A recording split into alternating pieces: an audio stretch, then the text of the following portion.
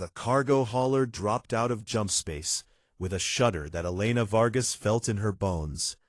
She had made this run 17 times before, and each time the old ship protested like it might be its last.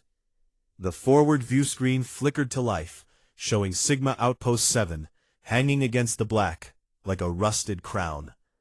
Elena checked her navigation screens and confirmed her approach vector. The station master would be watching, and any deviation meant fines she could not afford. Her hand moved to the control stick with the easy confidence of someone who had flown worse ships through worse situations, though she tried not to think about those days anymore. The comm crackled, and a harsh voice filled her cockpit, speaking in Kryn Standard, which always sounded to Elena like rocks grinding together. "Hauler vessel, identify and state your business." "This is the cargo ship Mariposa," Elena responded in the same language, her accent marking her immediately as human. "Registry number HS-2847, carrying 70 tons of processed titanium for station requisition order 4456. There was a pause, and Elena could almost hear the sneer in the reply. "Another human. Dock at Bay 7 and keep your vessel secure. We have had problems with human ships leaking atmosphere." Elena bit back her response. Arguing with station control was pointless, and she needed this delivery payment. The Mariposa was not leaking anything, and they both knew it. But the Kryn who ran the outer stations enjoyed their little insults. She guided her ship toward the docking bay and felt the magnetic clamps engage with a solid thunk. Through the viewport, she could see the bay crew already gathering, and her stomach tightened when she counted them. 6 Kryn dock workers, and all of them looked like they were spoiling for entertainment. The Kryn were one of the hegemony's warrior species, standing nearly 8 feet tall, with thick gray exoskeletons that could turn a knife blade. Their culture valued strength above all else, and they had made it clear many times that humans ranked somewhere below cargo in their estimation. Elena ran through her post-flight checklist, trying to delay the inevitable. Her hands moved over familiar controls as she powered down the drive core and secured the fuel lines. She caught her reflection in a dark monitor screen and saw what the Kryn would see. A woman, just over 5.5 feet tall, with brown skin and black hair pulled back in a practical braid. Her jumpsuit was faded and patched, and her boots had seen better years. Nothing about her appearance suggested she was anything other than what her manifest claimed: an independent cargo hauler trying to make enough credits to keep flying. She took a breath and released the cargo hold from inside. The manifest showed on her datapad, and she grabbed it, along with her documentation, before heading to the airlock. The station air hit her when the door cycled open, carrying the familiar smell of recycled oxygen and industrial lubricant mixed with something that might have been Kryn food. The base supervisor was waiting at the bottom of the ramp. His nameplate identified him as Thraknor, and his 4 eyes tracked her descent with undisguised contempt. Behind him, the other dock workers had stopped pretending to work, and were watching with interest. "You are late, human," Thraknor announced, though Elena's chronometer showed she was actually 14 minutes early. "My schedule shows," Elena began, but Thraknor cut her off with a gesture of one massive claw. "Your schedule means nothing. We run on station time here, and station time says you are late. There will be a penalty fee." Elena had dealt with this before, on other stations. They invented fees and violations, hoping humans would just pay rather than fight. But her profit margin on this run was already thin, and another fee would put her in the red. "The Hegemony Trade Commission regulations are clear about fee schedules," Elena said, keeping her voice level. "I have violated no docking protocols, and my cargo is exactly as specified in the contract." Thraknor's mandibles clicked in what might have been amusement. "Is the little human going to file a complaint? Go ahead. Our station master is Kryn, and he does not waste time on human paperwork."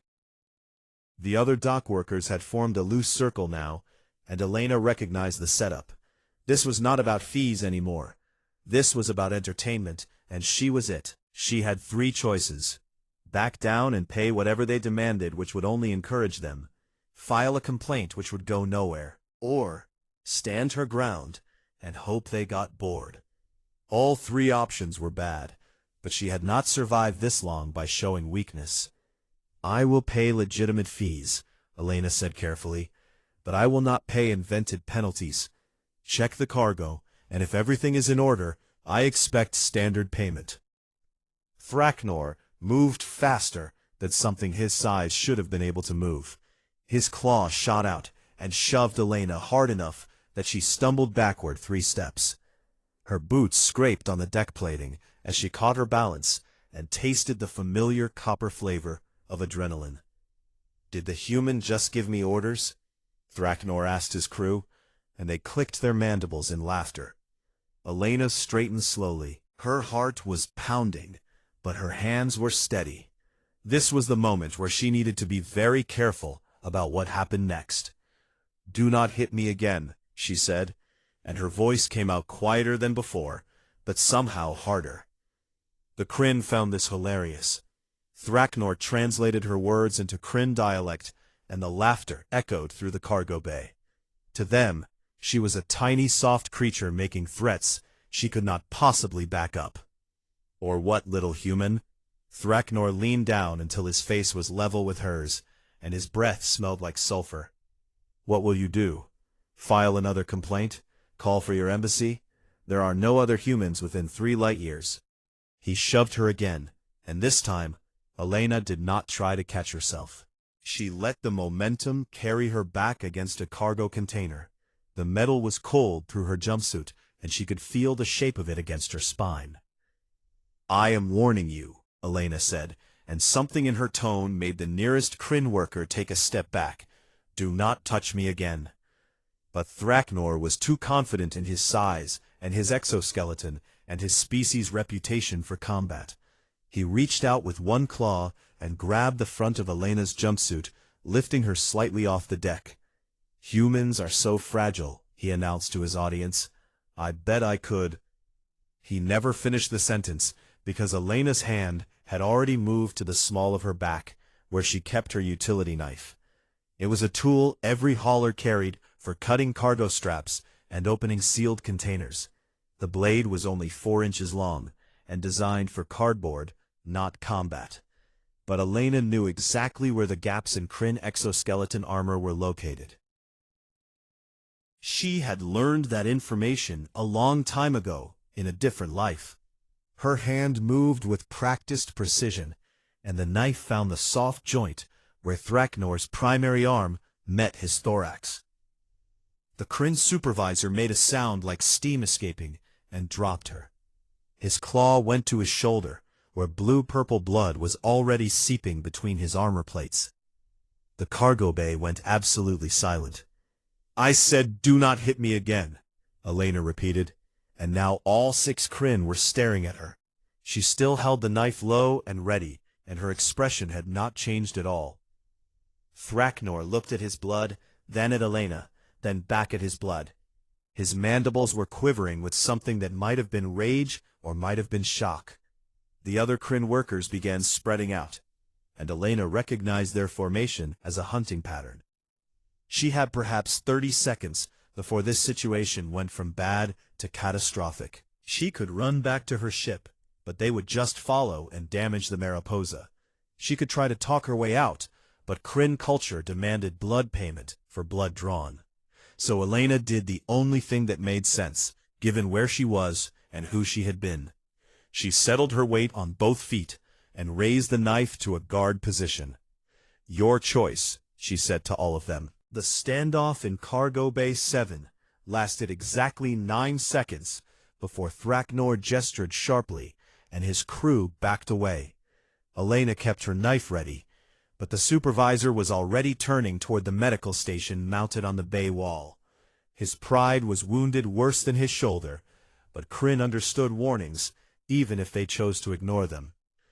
"Your cargo will be inspected," Thraknor said without looking at her, and his voice carried the formal cadence of official business now.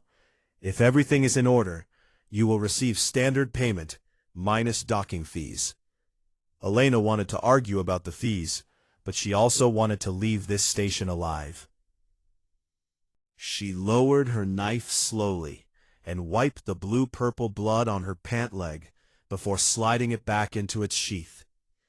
The other Kryn workers had returned to unloading her cargo containers, but now they gave her a wider berth. She watched them work for another 20 minutes, confirming they were not deliberately damaging anything. When the last container was logged and moved to station storage, she signed off on the manifest and received her payment transfer. It was 40 credits less than the contract specified, but arguing would accomplish nothing. The walk back to her ship felt like swimming through deep water. Adrenaline was leaving her system, and her hands had started shaking. She sealed the airlock behind her and stood in the Mariposa's narrow corridor, breathing the recycled air that smelled like home. Stupid, she told herself quietly. That was so incredibly stupid. But she had survived, and that counted for something. Elena moved through her ship, running post-docking checks and trying not to think about how Thraknor's blood had felt on her knife. She had sworn she was done with violence when she left the service, and here she was 5 years later, still drawing blood. Her hands found the small medkit she kept in the cockpit, and she shook out 2 pills from an unmarked bottle. The label had worn off years ago, but she knew what they were: neural stabilizers that kept certain combat reflexes from activating at the wrong time. She had been off the suppressants for 3 weeks, trying to save money. Clearly that had been a mistake. The comm system chirped, indicating a station-wide message. All personnel be advised that Cargo Bay 7 is temporarily closed for cleaning. Docking schedules have been adjusted accordingly. Elena pulled up the station manifest on her screen. She was scheduled to depart in 6 hours, which meant 6 hours of trying to stay invisible.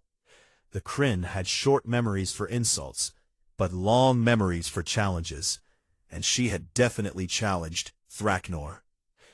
She considered leaving early, but jumping without proper navigation plotting was a good way to end up scattered across several light years. Instead, she locked down her ship systems and settled in to wait. Her fingers found the old scar on her left forearm and traced it without thinking. The scar was from augment removal surgery. All Reapers had augments installed during training, and all Reapers had them removed when they left the service. It was part of the treaty that ended the contact wars, and Elena had signed the papers willingly. What she had not expected was how much she would miss the enhancements. Not the strength or the speed, but the certainty. With augments, she had always known exactly how fast she could move and how hard she could hit. Without them, every fight was a calculation based on outdated data. Her stomach growled, reminding her she had not eaten since before the jump. Elena pulled a ration bar from storage and chewed it mechanically while reviewing her credit balance. The payment from this run would cover fuel and basic supplies, but left nothing for emergencies or repairs.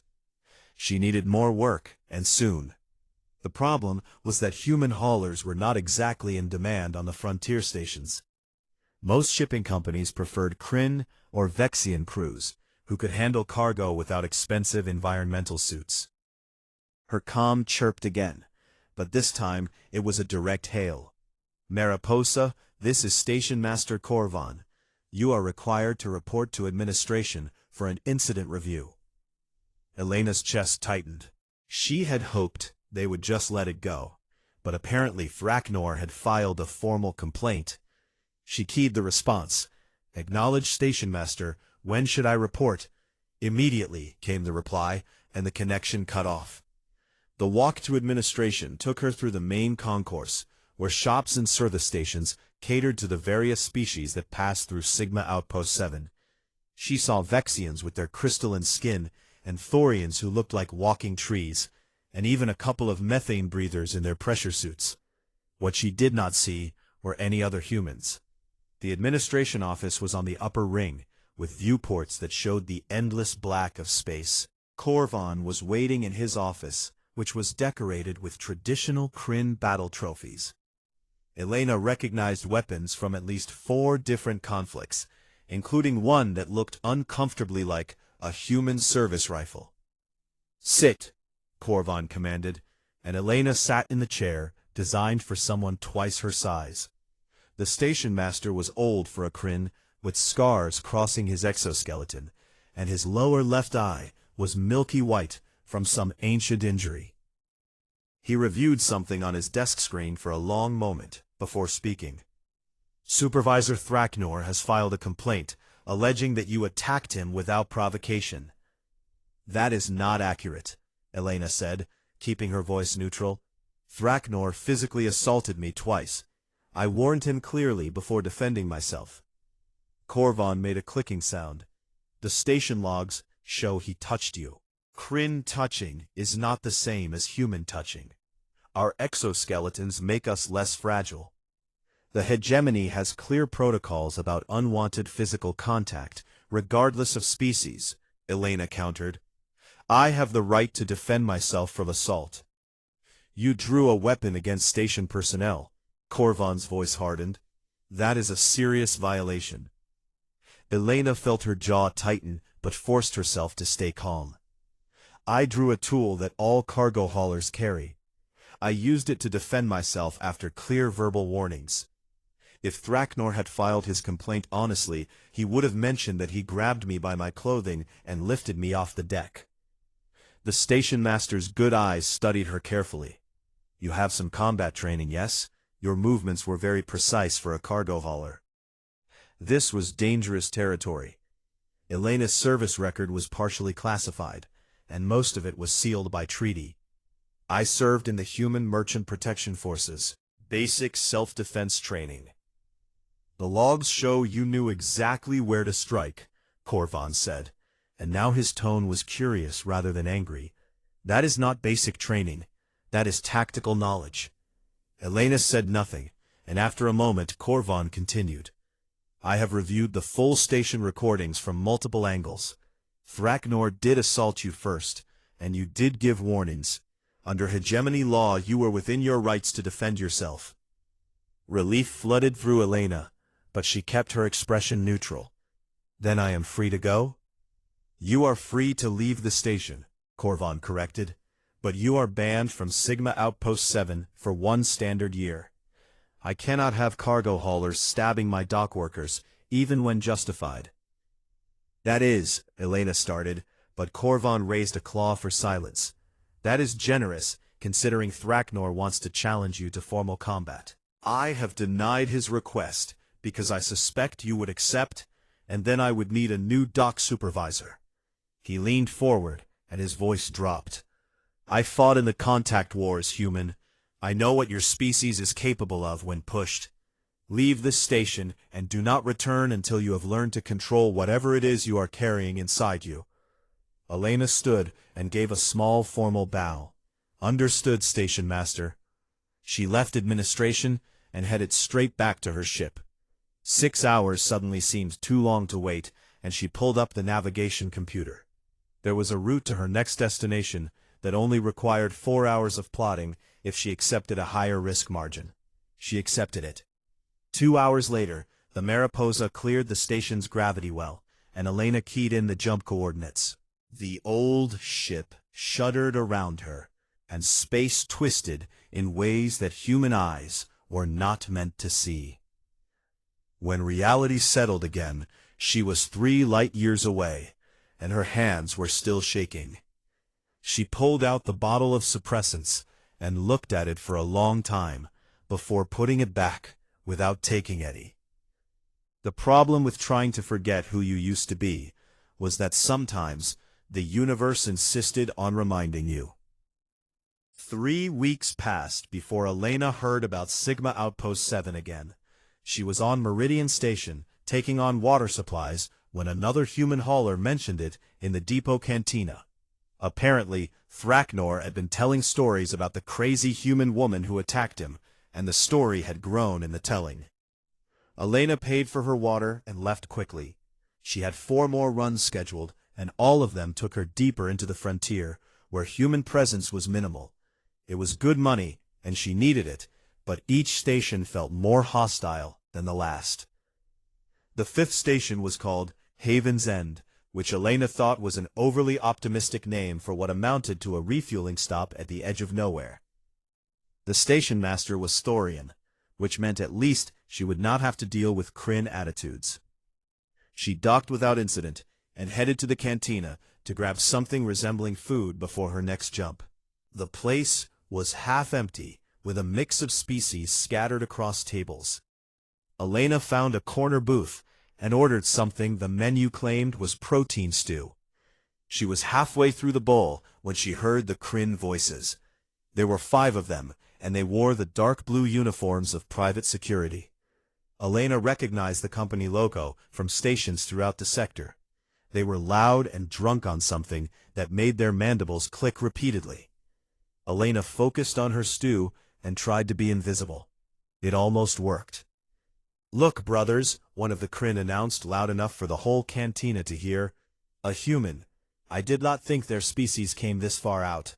The others turned to look, and Elena felt their attention lock onto her. She kept eating and did not meet their eyes. Eye contact was challenged in Kryn culture, and she wanted no part of whatever they were looking for. "She is alone," another Kryn observed. "That is unusual. Humans usually travel in groups for safety." They were moving closer now, and Elena calculated distances and exit routes without looking up. The cantina had 2 doors, and she was boxed in the corner. The other patrons were carefully not getting involved, which meant no help from that direction. "Excuse me, human," the first Kryn said, standing next to her table. "We have a question about your species." Elena looked up slowly and kept her voice neutral. "I am just trying to eat. Please leave me alone." So aggressive, the Kryn clicked his mandibles in amusement.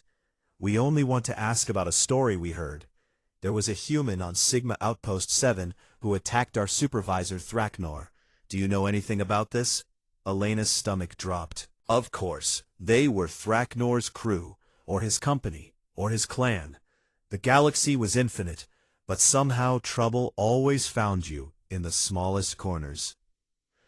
"I know nothing about that," Elena said, which was technically true, since she had not attacked anyone. She had defended herself, which was different. "Strange," another Kryn said, "because Thraknor described this human as female, with dark skin and a cargo hauler ship. You match that description perfectly." The first Kryn reached across the table and grabbed Elena's bowl. Also, he said this human was very bold enough to draw a knife on a Kryn warrior. He tipped her stew onto the floor, and the other Kryn thought this was hilarious. Elena watched the liquid spread across the deck plating, and felt something cold settle in her chest. This was going to happen no matter what she said or did. "Leave the human alone," the bartender called out, but his voice lacked conviction. "I do not want trouble in my establishment." "There is no trouble," the lead Kryn said pleasantly. "We are just having a conversation with our new friend. Is that not right, human?" He shoved Elena's shoulder hard enough that she rocked in her seat. The other patrons were already leaving, and the bartender had disappeared into the back. In 30 seconds, the cantina would be empty, except for Elena and 5 angry Kryn. "Do not touch me," Elena said, and her voice was very quiet. "Or what?" The Kryn shoved her again. "Will you stab me like you stabbed Thraknor? Will you run away like a coward? Humans are so weak." He pushed her a 3rd time, and Elena stood up. She was almost 2 feet shorter than the smallest Kryn, but she did not step back. Her hands hung loose at her sides, and her breathing had slowed to a combat rhythm. "I am going to say this once." Elena spoke in perfect Kryn standard, so there would be no misunderstanding. "No me golpees otra vez." She had switched to Spanish for the last part. The Kryn looked at each other in confusion, and Elena saw the exact moment they decided this was even funnier. A human speaking gibberish while surrounded by warriors. "She is speaking nonsense," one of them laughed. The leader leaned down close to Elena's face. "What does that mean, little human?" "It means do not hit me again," Elena said. The Kryn thought this was the funniest thing he had ever heard. He turned to his brothers. and began translating her words into Kryn dialect. They clicked and roared with laughter at the absurdity. Then he hit her. His fist caught Elena across the left side of her face, and she tasted blood immediately. Her vision blurred red at the edges, and for just a moment, she saw a different cantina on a different station during a different war. The suppressants she had been taking faithfully for 3 weeks dissolved like smoke. Elena's hand moved. The Kryn never saw it coming. Her palm strike caught him under the mandible joint where the exoskeleton was thin. His head snapped back, and he stumbled, making a choking sound. 0 minutes, 0 seconds. The other 4 Kryn reacted instantly, surrounding her in a combat formation. Elena's training cataloged them automatically. 2 on her left, both carrying shock sticks on their belts. 1 directly behind, holding a cargo hook. 1 on her right, already reaching for a weapon.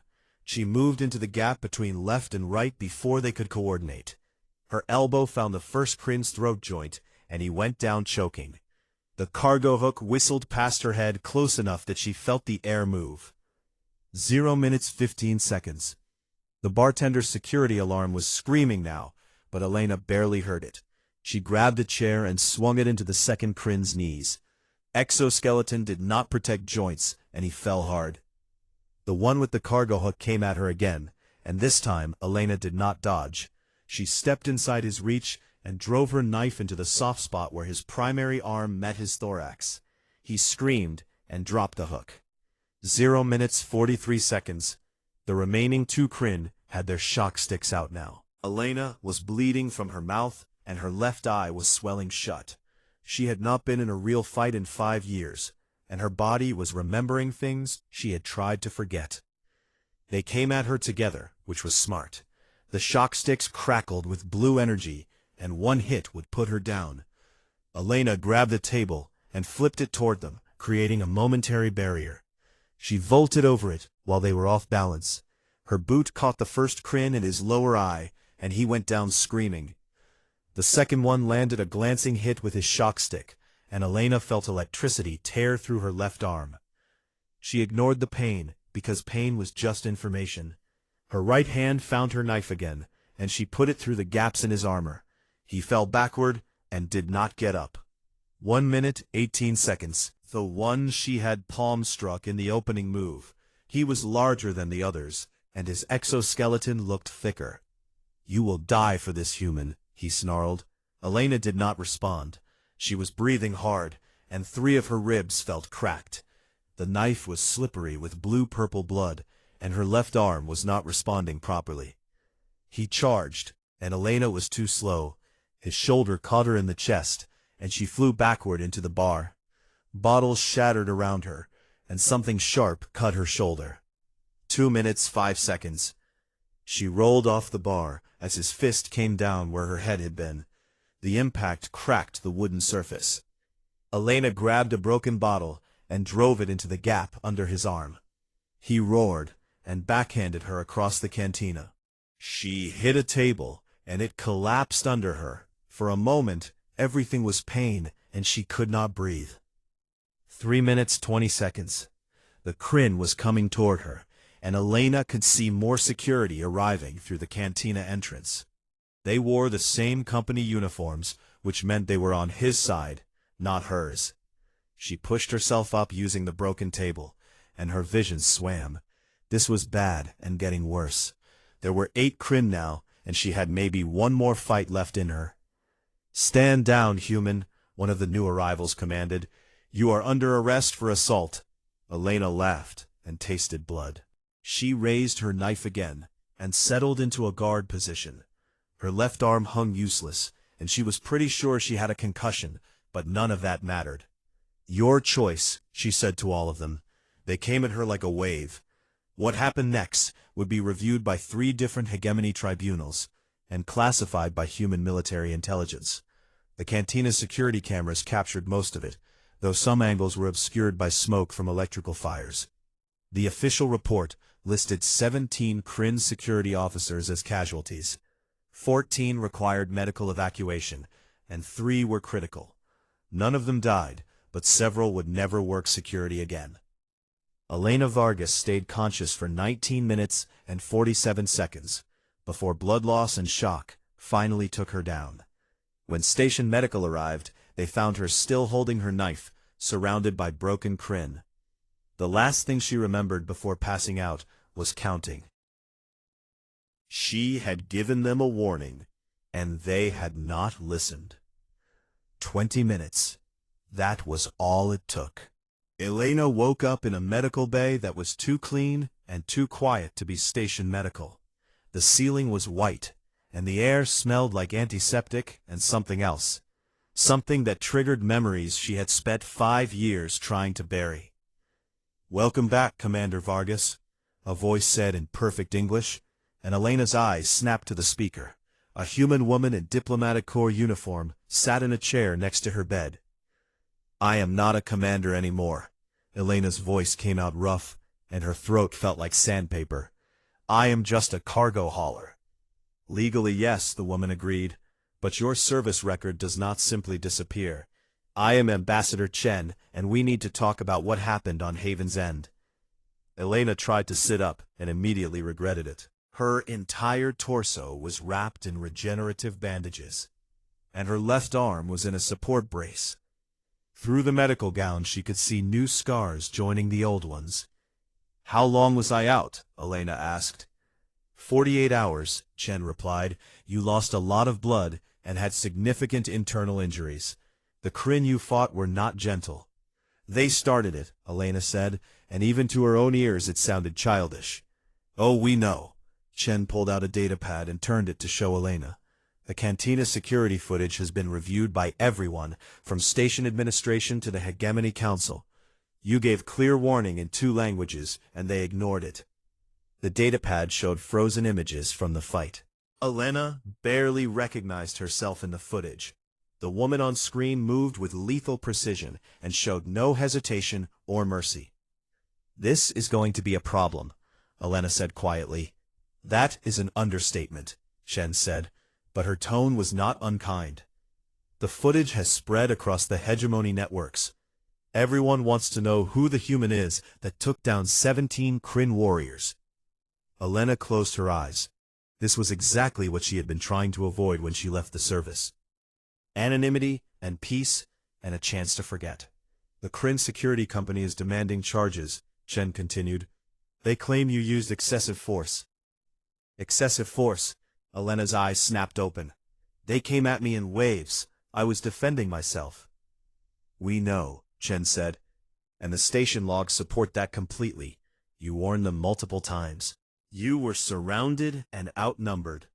Under hegemony law, you had every right to defend yourself." "Then why are you here?" Elena asked. Chen was quiet for a moment before responding. "Because your service record just got partially declassified. Not by us, by the Hegemony Council. They wanted to know what kind of human could do what you did." Elena felt ice in her stomach. "How much did they declassify?" "Enough," Chen said. "They know you were Special Combat Division. They know you served in the Contact Wars. They know your operational record. What they do not know yet is exactly what you were." "I was a Reaper," Elena said, and saying it out loud after 5 years felt like admitting to murder. "1st Battalion, served 6 years, 127 operations. Survival rate of targets after warning, 0%. Chen nodded slowly. "The hegemony is trying to understand what that means. Reapers are not listed in any public military database." "We were black operations," Elena explained. "Surgical strike teams for high-value targets.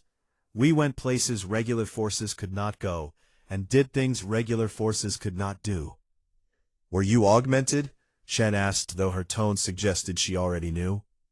"Fully augmented until treaty compliance." Elena touched the scar on her left arm. "Strength enhancement, reflex boosting, combat prediction algorithms, all removed 5 years ago per the Contact War peace accords." "But the training stayed," Chen observed. "Training does not get removed with surgery," Elena said. "Muscle memory, tactical analysis, threat assessment, that is just who I am now." Chen stood and walked to the viewport, that showed stars beyond. The Kryn are calling for a formal inquiry. They want to know why a human cargo hauler has military-grade combat training. Tell them it is because their warriors kept attacking me, Elena said, with more bitterness than she intended. We are not telling them anything yet, Chen turned back. But Elena, you need to understand. The galaxy is watching now. That video of you warning those Kryn in Spanish has been translated into 40 languages. No me golpees otra vez is becoming something of a meme. Elena wanted to laugh, but it would hurt too much. A meme? People are fascinated, Chen said. Most species see humans as weak, small, fragile. You just demonstrated that we are none of those things when pushed. I do not want to be a demonstration, Elena said. I want to haul cargo and be left alone. That option may no longer be available, Chen said gently. The Kryn matriarch of the security company has requested a meeting with you. To challenge me to combat? Elena asked. Actually, no. Chen looked surprised herself. She wants to apologize. Elena was certain she had misheard. Apologize? Kryn culture values honor above almost everything, Chen explained. You gave clear warning according to your cultural protocols. Her warriors ignored that warning. 17 of them are now in medical facilities. The matriarch views this as a failure of her clan to recognize an honorable challenge. So what does she want? Elena asked. To make formal apology and offer reparations, Chen said.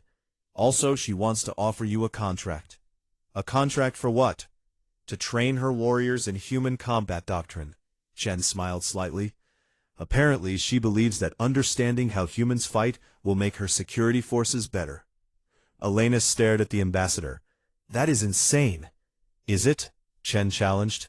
The hegemony has spent decades underestimating humanity because we are smaller and look weaker. You just proved that appearance means nothing in actual combat. I proved I can hurt people, Elena said. I already knew that. You proved that humans give warnings and mean them, Chen corrected. You proved that we fight to end threats, not for sport. You prove that restraint is not weakness. The hegemony needs to learn these lessons. Elena was quiet for a long time.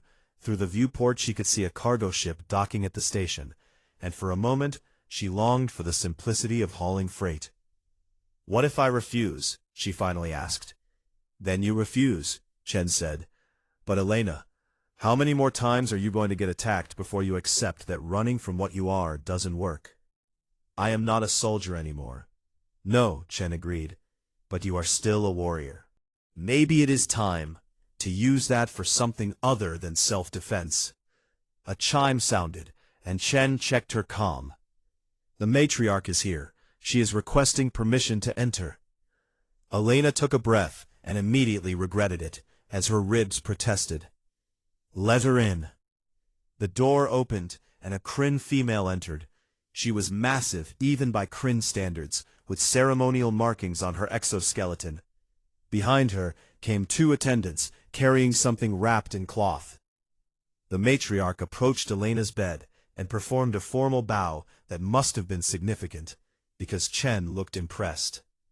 I am Corthala matriarch of the Iron Scale clan, she said in accented English. I come to offer apology and honor. Your warriors attacked me, Elena said, keeping her voice neutral. Yes, Corthala did not make excuses. They did not understand your warning. They viewed you as weak prey. This was failure of training and failure of judgment. She gestured, and her attendants unwrapped the cloth, revealing a Kryn ceremonial blade. In my culture, when warrior gives honorable warning, an opponent ignores this warning, shame belongs to opponent. You fought with honor. My clan did not. Elena looked at the blade. It was beautiful in a deadly way, with an edge that looked sharp enough to split molecules. I do not want your warriors to die. They live because you showed restraint, Corthala said. Full Reaper assault would have killed them all. We reviewed your service record, Commander Vargas. We understand now what you are. I am just trying to survive, Elena said. No, the matriarch's voice was firm. You are warrior who seeks peace, but universe will not grant this. Better to teach others, so there is less fighting. She placed the blade on the table next to Elena's bed. Will you teach my clan about human combat? Will you show us why warnings should be heeded? Elena looked at the blade, then at Chen, then back at the matriarch. If I do this, if I teach your warriors, you have to promise me something. Name your price, Corthala said. You have to make sure every warrior understands the first lesson, Elena said. Humans do not want to fight. We give warnings because we want to avoid violence. That is what makes us dangerous when you force us. The matriarch's mandibles clicked in what might have been approval. This is wisdom. I accept your terms. Elena reached out with her good hand and touched the ceremonial blade. Then I will teach them. Chen smiled and Corthala bowed again. Outside the viewport, stars turned in their ancient patterns. And somewhere in the darkness, another human hauler was probably getting harassed at a station dock. But maybe after this, fewer of them would need to fight. Maybe warnings would start to mean something. 3 months after Haven's End, Elena stood in a training facility on Kryn Prime, watching 40 warriors attempt what she had just demonstrated. The exercise was simple. Avoid 3 strikes while maintaining defensive posture. But every single one of them had failed. Again, she called out, and the warriors reset. They were trying hard, but they kept making the same mistake. Corthala stood beside Elena, observing with her 4 eyes. They are improving, yes? They are learning, Elena corrected, but they still think fighting is about strength. This is Kryn way, the matriarch said. For 10,000 years, we have valued power above all. And that works great against enemies who fight the same way.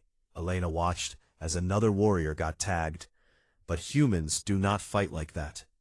She stepped into the training circle and gestured for the largest warrior to attack her. He was named Thrakvan and stood nearly 9 feet tall. His exoskeleton was thick and scarred from countless battles. Hit me, Elena said. Thrakvan hesitated. Instructor, I do not wish to injure you. You will not, Elena assured him. Now attack. The Kryn came forward with a strike that would have shattered concrete. Elena was not where the strike landed.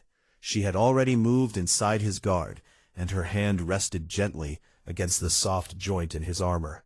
Dead, she said quietly. If I had a knife, you would be bleeding. Why? Thrakvan's mandibles clicked in frustration. You are faster. Wrong. Elena stepped back. I am not faster. I am earlier. I saw your attack before you committed to it. Your weight shifted, your primary arm tensed, your eyes focused. You telegraphed everything. She addressed the whole class now. This is the difference between Kryn combat and human combat. We hide ours. You fight to prove strength. We fight to end threats. You value honor in battle. We value survival. This sounds like cowardice, one of the younger warriors muttered. Elena smiled without humor. Cowardice is when you run from a fight you could win.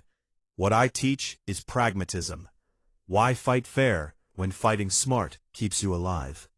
She pulled up a holographic display showing footage from Haven's End. Watch this section. See how I wait for 2 attackers to commit before moving. I am not strong enough to fight them both, but I do not need to be. I just need them to get in each other's way. The warriors watched in silence as the footage showed Elena using one Kryn as a shield against another. It was brutal and efficient, and completely contrary to Kryn honor codes. This is not warrior behavior, Thrakvan said, but his tone was thoughtful, not critical. No, Elena agreed, this is soldier behavior. Warriors fight for glory. Soldiers fight to accomplish missions. The difference is survival rate. My clan has lost many warriors in honorable combat. Perhaps honor is expensive luxury.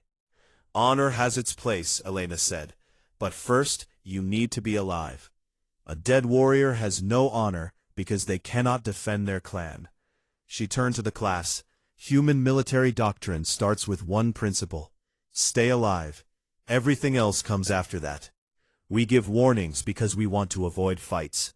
We fight dirty because we want to end fights quickly. We show no mercy because mercy to enemies is cruelty to ourselves. And when do humans show honor? Thrakvan asked. We honor our warnings, Elena said. When a human tells you to stop, we mean it. When we say do not hit me again, we are giving you a chance to walk away. Ignoring that warning is not brave. It is stupid. She pulled up another display. Since the Haven's End footage went viral, we have tracked 47 incidents where humans gave warnings to other species. In 39 of those cases, the warning was heeded and no violence occurred. And the other 8? Korthala asked. The other 8 are currently in medical facilities, Elena said, including 3 Kryn, 2 Vexians, and 3 Thorians. All of them ignored clear warnings from humans they thought were weak. The training hall was silent. Elena could see the warriors processing this new information. Their entire culture was built on the idea that might made right, but here was proof that intelligence mattered more. Tomorrow we work on situational awareness, Elena announced. You need to recognize when an opponent is giving you a way out. Class dismissed. The warriors filed out, talking among themselves. Korthala remained behind with Elena. You are good teacher, the matriarch observed. I am adequate teacher, Elena corrected. Good teachers inspire. I just traumatize people into learning. Results are what matter, Korthala said. Already we have fewer injuries in clan training. Warriors are thinking before striking. Elena sat on a training bench and felt her ribs protest. They had healed but still ached when she pushed too hard. How is Thraknor? Supervisor Thraknor has requested transfer to different sector, Korthala said. He is embarrassed by what happened on Sigma Outpost 7. Tell him I understand, Elena said. I have been embarrassed by my mistakes too. He knows you warned him. He does now, Elena agreed, but in the moment he only saw a weak human. That is what I am trying to change. Her comm chimed, and Elena checked it. Ambassador Chen was calling. I need to take this. Of course, Korthala bowed and left. Elena accepted the call. Ambassador. Elena, how is teaching going? Chen's voice was cheerful. Slowly, Elena admitted. Changing culture is harder than winning fights.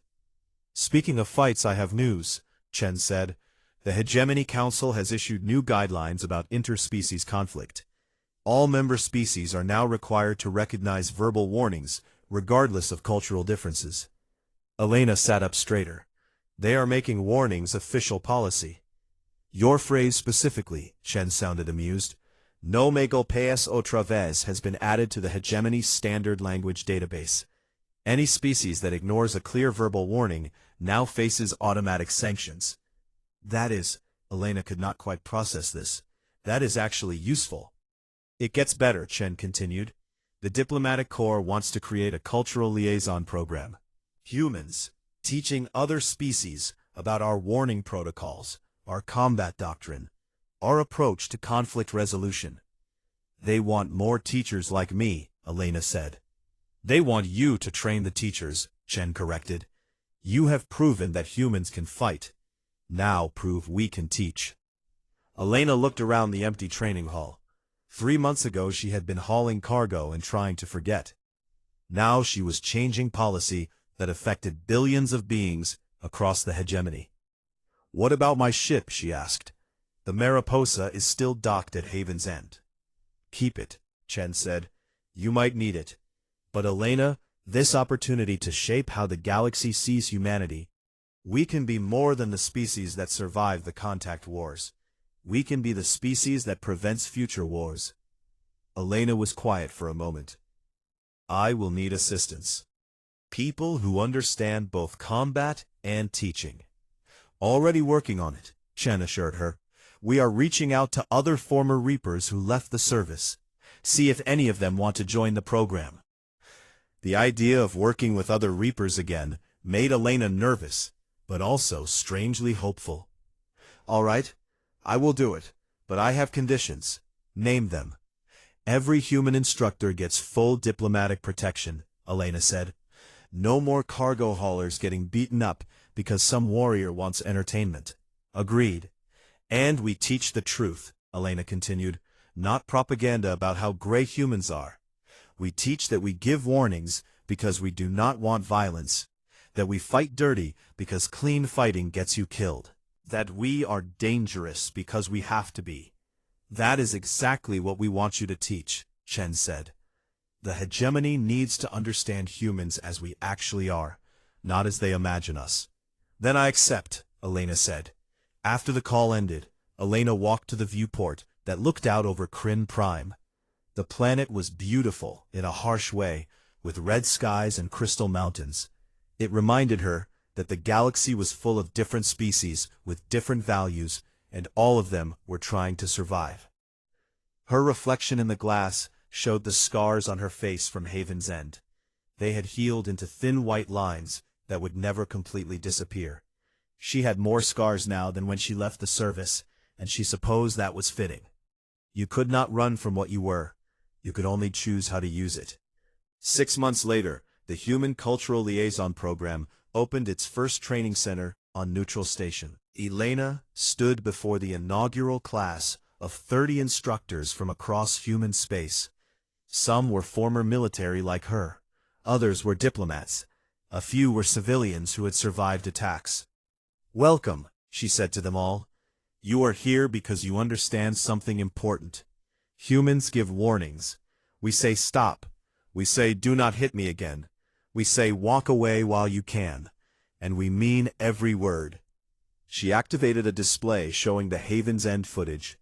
When warnings are ignored, this is what happens. Not because we are violent by nature, but because we refuse to be victims. "Your job," Elena continued, "is to teach the galaxy that our warnings are gifts, chances to avoid violence, opportunities for everyone to survive. Make them understand that when a human says, 'No me golpees otra vez,' they should listen." Behind her, the display shifted to show statistics. Hundreds of incidents prevented. Thousands of lives saved. Entire sectors where human-alien relations had improved. EP. "Because here is the truth," Elena said. "Humans do not want to fight. We want to build, to explore, to learn. But if you force us into combat, we will end it. Quickly, efficiently, and permanently." She looked at each instructor. "So teach them well. Teach them that restraint is strength, that warnings are wisdom, that the most dangerous human is the one trying to avoid a fight." "Teach them," Elena finished, "so that 20 minutes of violence never has to happen again." The instructor stood and gave her a salute that she had not seen in years. Elena returned it and felt something settle in her chest. Not quite peace, but maybe purpose. Outside the viewport, stars burned in the darkness, and somewhere a cargo hauler was delivering supplies. Somewhere, a warrior was learning to listen. Somewhere, a human was giving a warning that would be heeded. The galaxy was changing one lesson at a time, and Elena Vargas was finally using her scars for something other than regret.